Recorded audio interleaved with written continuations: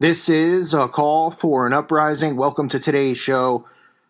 I've been covering feminism since I started my channel. Most people who are awake are aware what it is. Luckily, there's actually a lot of women who follow my channel who are aware that it's an agenda, and they are aware that being against feminism does not mean being against women. Okay, I've shown the constant repetition with the actors who have come forward and, how none of them have questioned being, told that they sexually harassed like 75 years ago. In 1945, this person pinched my butt. And then, the person gets run out of Hollywood and is never allowed to act again. You see the stuff with Louis C.K., Weinstein. Like I've said a million times, when you study these secret societies, all these Freemasons, all these members of these secret orders do the bidding of what the agenda is. That's what the Brotherhood is about. So if that means you get chastised in public, then that's what it means. But let me get to my point on what this video is about. I always talk about the influencers, right? How they pretend and try to tell us over and over that we're our own people. There's all these regurgitated phrases, right, that people say, and you're just like, what? Like, be yourself. Like, who else would you be? Right? Be true to yourself, huh? If I'm not being true to myself, who am I being true to? The pizza guy? I mean, what am I being true to? The guy at the grocery store getting the getting the carriages. I mean, who are we not? It's all regurgitated stuff because they want people to constantly live in this controlled mindset where people don't even know what they're saying. They're just regurgitating stuff, right? And that's what the mind control does because people hear celebrities say it, then they say it. That's how trends start. This one's pretty funny. So Gillette, who also, I believe Gillette sponsors the New England Patriots with Robert Kraft, who just received his award from Bagel Zone. Nonetheless, Gillette, which is, sells razors. Most men out there, you have razors, you shave. I mean, I couldn't even tell, it's like you even think about what razor you get. You just grab, razors. Maybe point being is that they sell razors to shave, right? The majority of their audience are men. Now, I understand women use razors too to shave, and we're all thankful for that. Unless you're listening over in France. But now they've come out with a commercial pretty much saying that men are horrible. Saying that we need to change. Take a look at this commercial. I mean, you got to see it to believe. Are you trying to sell me a razor blade so I can shave my face? Are you trying to sell a razor blade so a woman can shave her armpits? Or are you just trying to brainwash and manipulate the audience? Oh, you're just trying to brainwash and manipulate the audience because it doesn't really matter if you sell razors because you've already cornered the market, right? Because Gillette's pretty much like, what are there, 2 or 3 razor companies? They don't care. They print money. It's about the agenda and the mind control. Take a look. Bullying. The Me Too movement against sexual harassment. Masculinity. Is this the best a man can get?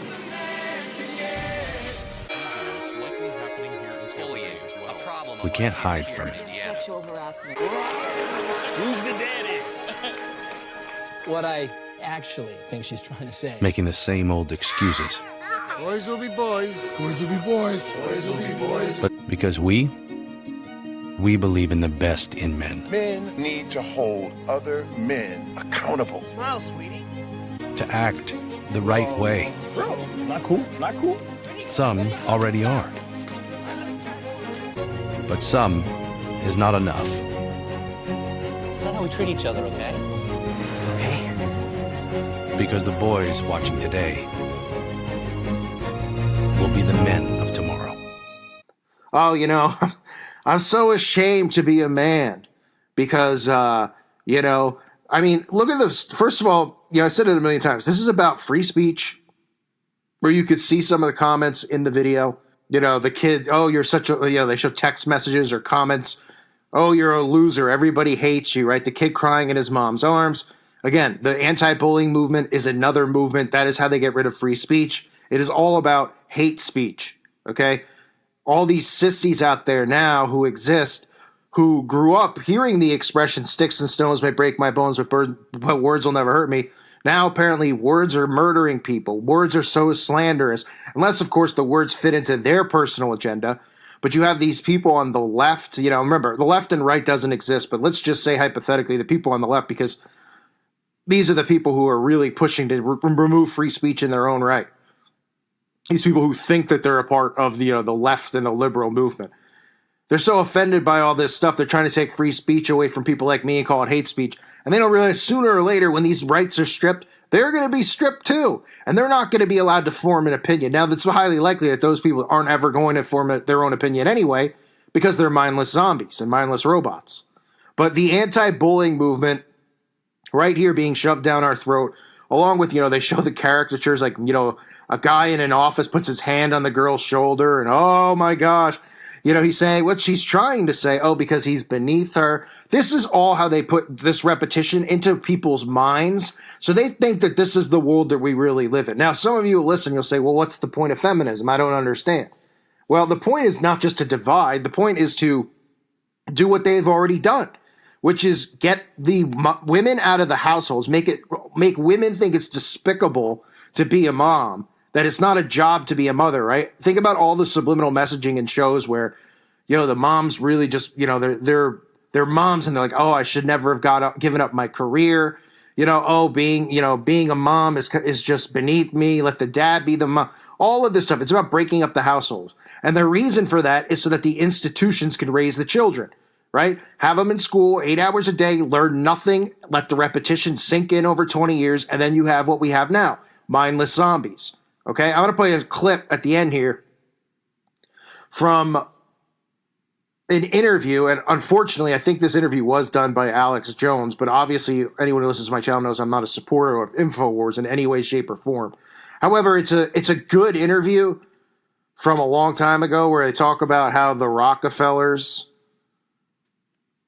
were fully responsible for funding the entire feminist movement, not just to tax men and women, but to break up the household, because that's the ultimate goal. Because remember, when children are raised by the institutions and they're not raised by a mother and a father, they're being raised in a godless world, right? Because what is one thing in school that we can have boys crapping in the girls' room in school, those things are fine, but we can't have Jesus Christ in school, right? Oh, no. So they're getting raised without God in their lives. They're getting raised on what? Evolution nonsense, all these science lies that these morons think are real because they're so prideful. They're like, I learned all this stuff in school and I got straight A's. So congratulations. You got straight A's and knowing bullshit. Excuse my French. The history of the world and stuff, everyone, they've been able to create this shield around them to protect themselves over in Bagelville because we can't talk about anything that really happened in the setting up of the United States of America and what really happened in these wars and what they really were about, okay? So this is Gillette, folks, a company, people out there go, they're not trying to mind control us. They're not trying to do this. They're a company that sells razors so you can get hair off your face. Hair off your legs if you're a woman. Oh, I should say, hair off your legs now if you're a man, because we got men shaving their whole bodies, for crying out loud. That's another story for another day. Right? Doing it to influence. No different than last year when Pepsi rolled out the commercial, pushing the people against the police and the divide and conquer. Okay, that's what these people do. These aren't people being artistic and creative. All these people in these positions, you might have went to school and learned how to be a filmmaker, and then you might just be frustrated, like, well, it's not fair. I can't get into Hollywood. Well, this is why you can't. It's all controlled.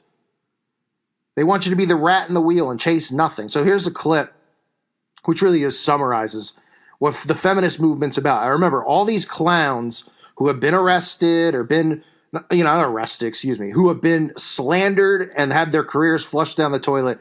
They've all been greatly rewarded in their inner circles with 10 times the amount of money they would make in general. You don't think Harvey Weinstein's laughing about this, hanging out with these same celebrities? All of a sudden, all his friends from 50 plus years in the industry, nobody likes him and no one talks to him. And it's not fair. He's playing a role. And usually when these guys play these roles, they get elevated inside these secret societies because to them, it's like a sign of a sacrifice to show how important this New World Order agenda is. That they would do this to themselves to help get the cause pushed across. Unbelievable stuff. So take a look. I hope you guys enjoyed today's show. God bless all of you. Well, one of the things they told me was that he was at the house one night and We were talking, and he started laughing. He said, Aaron, what do you think women's liberation was about? And I said, I had pretty conventional thinking about it at that point. I said, I think it's about women having the right to work, getting equal pay with men, just like they won the right to vote, you know? And he started to laugh. He said, you're an idiot. And I said, why am I an idiot? He said, let me tell you what that was about. We, the Rockefellers, funded that. We funded Women's Lib, you know? And we're the ones who got all over the newspapers and television, the Rockefeller Foundation. He says, and you want to know why? He says, there were two primary reasons. And they were, one reason was we couldn't tax half the population before Women's Lib. And the second reason was, now we get the kids in school at an early age. We can indoctrinate the kids how to think. It breaks up the family.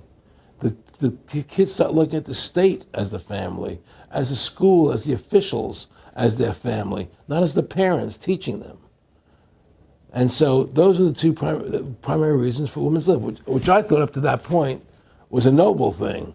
You know, when I saw their intentions behind it, where they were coming from when they created it, the thought of it, I saw the evil behind what I thought was a noble adventure.